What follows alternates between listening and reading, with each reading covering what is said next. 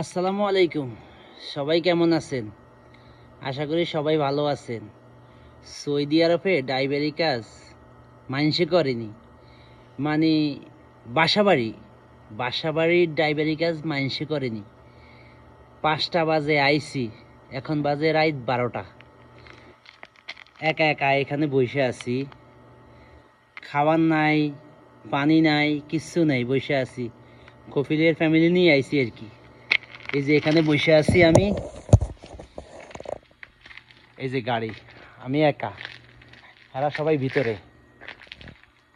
ভিতরে আর কি। ওই যে ভিতরে এই যে ড্রাইভারটা যে এখানে আইছে, বিকাল 5টা বাজে আইছি, এখন রাত 12টা বাজে আর কি। এই যে বসে আছি, কতক্ষণ গাড়ির ভিতরে বসি, কতক্ষণ ওই জায়গায় যাই বসি, কতক্ষণ এই জায়গায় যাই বসি, এভাবে চলতেছি আর কি। মানে একটা ড্রাইভারের যে আনছে, বলে ড্রাইভারের কি খাইছে না না খাইছে এগুলার কোনো, তাদের কোনো এগুলার টেনশন নাই। যাই হোক, মাস শেষে বাংলাদেশ চলে যাবো, আসি আর অল্প কয়দিন আর কি। কষ্ট তো করছি, আর একটু করি আর কি, আর কয়দিনে কষ্ট করবো কেন। এই হলো অবস্থা।